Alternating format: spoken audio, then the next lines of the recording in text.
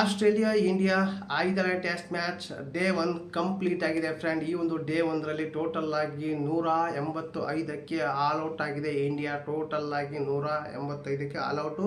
ಮತ್ತೆ ಕೂಡ ಹಳೆ ಫಾರ್ಮ್ನ ಇಂಡಿಯಾ ಬ್ಯಾಟಿಂಗ್ ಕಂಪ್ಲೀಟ್ ಆಗಿ ಮುಂದುವರ್ಸ್ಕೊಂಡು ಹೊಂಟಿದ್ದಾರೆ ಫ್ರೆಂಡ್. ಟೋಟಲ್ ಆಗಿ ರಿಷಬ್ ಪಂತ್ ಆಗಲಿ, ಜಡೇಜಾ ಆಗಲಿ, ಬುಮ್ರಾ ಆಗಲಿ ರನ್ ಬಂದಿದ್ದು ಬಿಟ್ಟರೆ ಇನ್ನು ಯಾರೂ ಕೂಡ ರನ್ ಮಾಡಿಲ್ಲ ಫ್ರೆಂಡ್. ಬುಮ್ರಾ 22 ರನ್ ಟೋಟಲ್ ಆಗಿ 8ನೇ ವಿಕೆಟಿಗೆ ಬಂದು 22 ರನ್ ಮಾಡಿದ್ದಾರೆ. ಜಡೇಜಾ 26, ಹಾಗೆ ರಿಷಬ್ ಪಂತ್ 40 ರನ್ ಮಾಡಿದ್ದಾರೆ. ಇದು ಬಿಟ್ಟರೆ ಅಷ್ಟಕ್ಕಷ್ಟೇ ರನ್ ಮಾಡಿದವರು ಎಲ್ಲರೂ ಕೂಡ ಫ್ರೆಂಡ್. ಇದೇ ರೀತಿ ಏನಾದರೂ ಮುಂದೆ ಹೋದರೆ ಬ್ಯಾಟಿಂಗ್ ಫಸ್ಟ್ ಇನ್ನಿಂಗ್ಸ್ ಕಂಪ್ಲೀಟಾಗಿ ಫೇಲ್ ಆಗಿದೆ ಬ್ಯಾಟಿಂಗ್ನಲ್ಲಿ ಇಂಡಿಯಾ. ಹಾಗೆ ಆಸ್ಟ್ರೇಲಿಯಾದವರು ಕೂಡ ಚೆನ್ನಾಗಿ ಪರ್ಫಾರ್ಮೆನ್ಸ್ ಕೊಟ್ಟರು ಬಾಲಿಂಗ್ನಲ್ಲಿ. ಇದೇ ರೀತಿ ಪರ್ಫಾರ್ಮೆನ್ಸು ಕೂಡ ಸೆಕೆಂಡ್ ಇನ್ನಿಂಗ್ಸ್ನಲ್ಲಿ ಇದೇ ರೀತಿ ಇಂಡಿಯನ್ ಕಟ್ ಹಾಕಿದರೆ ಇಂಡಿಯಾ ಸೋಲುವಂಥ ಚಾನ್ಸಸ್ ಭಾಳ ಇದೆ. ಹಾಗೆ ನಾನು ಅನ್ಕೊತೀನಿ ಈ ಒಂದು ಬ್ಯಾಟಿಂಗ್ನಲ್ಲಿ ಹಿನ್ನಡೆ ಆಗಿದೆ ಇಂಡಿಯಾ, ಕಂಪ್ಲೀಟಾಗಿ ಹಿನ್ನಡೆ ಆಗಿದೆ. ಅದೇ ರೀತಿ ಬಾಲಿಂಗ್ನಲ್ಲಿ ಸ್ವಲ್ಪ ಮ್ಯಾಜಿಕ್ ಮಾಡಿದರೆ ಇಂಡಿಯಾ ಏನಾದರೂ ಈ ಒಂದು ಮ್ಯಾಚ್ನ ಗೆಲ್ಲೋಕ್ಕೆ ಚಾನ್ಸ್. ಏನಾದರೂ ಬಾಲಿಂಗ್ನಲ್ಲಿ ಕೂಡ ಎಡವಟ್ಟು ಆದರೆ ಕಂಪ್ಲೀಟಾಗಿ ಈ ಒಂದು ಫಸ್ಟ್ ಇನ್ನಿಂಗ್ಸಲ್ಲೇ ಇಂಡಿಯಾ ಕೈ ಬಿಡೋಕ್ಕಾಗತ್ತೆ.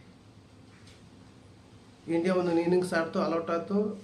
ಆಸ್ಟ್ರೇಲಿಯಾ ಕಂಪ್ಲೀಟಾಗಿ ಒಂದು ಇನ್ನಿಂಗ್ಸ್ ಆಗೋ ಒಳಗೆ ಅವ್ರನ್ನ ಇಂಡಿಯಾ ಒಟ್ಟು 200 ಒಳಗಡೆ ಆಲ್ಔಟ್ ಮಾಡಿದರೆ ಆಸ್ಟ್ರೇಲಿಯಾನ ಇಂಡಿಯಾ ಸ್ವಲ್ಪ ಏನಾದರೂ ಮಾಡೋಕ್ಕಾಗುತ್ತೆ. ಇಲ್ಲಪ್ಪ ಅಂದರೆ 300-400 ರನ್ ಏನಾದರೂ ಆಸ್ಟ್ರೇಲಿಯಾದವರು ಮಾಡಿದರೆ ಇಂಡಿಯಾ ಈ ಒಂದು ಮ್ಯಾಚು ಕಂಪ್ಲೀಟಿಗೆ ಕೈ ಬಿಡೋಕ್ಕಾಗತ್ತೆ ಫ್ರೆಂಡ್.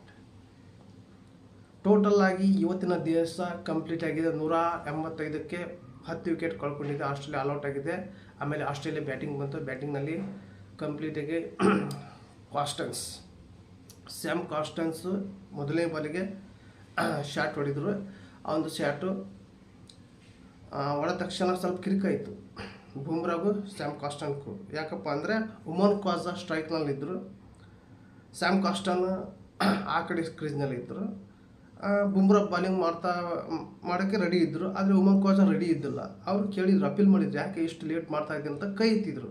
ಆ ಕೈ ಎತ್ತಿದ್ದಕ್ಕೆ ಇವರು ಆನ್ಸರ್ ಕೊಡಬೇಕು. ಉಮನ್ ಕ್ವಾಜಾ ಬುಮ್ರಾ ಆಗಬೇಕು. ಆ ಮಧ್ಯೆ ಸ್ಯಾಮ್ ಕಾಸ್ಟನ್ ಬಂದರು. ಆ ಸ್ಯಾಮ್ ಕಾಸ್ಟನ್ ಬಂದಕ್ಕೆ ಸ್ವಲ್ಪ ಕಿರಿಕಾಯಿತು. ಅಲ್ಲಿ ಕಿರಿಕಾಗಿ ನೆಕ್ಸ್ಟ್ ಬಾಲಿಗೆ ಒಂದು ಬಾಲ್ ಬೀಟ್ ಆಯಿತು, ನೆಕ್ಸ್ಟ್ ಬಾಲಿಗೆ ಕ್ಯಾಚ್ ಆದರೂ ಆ ಡೇ ಎಂಡ್ ಆಯಿತು. ಆ ವಿಕೆಟ್ ಬೀಳೋ ತಕ್ಷಣವೇ ಬುಮ್ರಾ ಸ್ಯಾಮ್ ಕಾಸ್ಟನ್ ಜೊತೆಗೆ ಎದುರಿಗೆ ಹೋಗಿ ನಿಂತ್ಕೊಂಡ್ರು.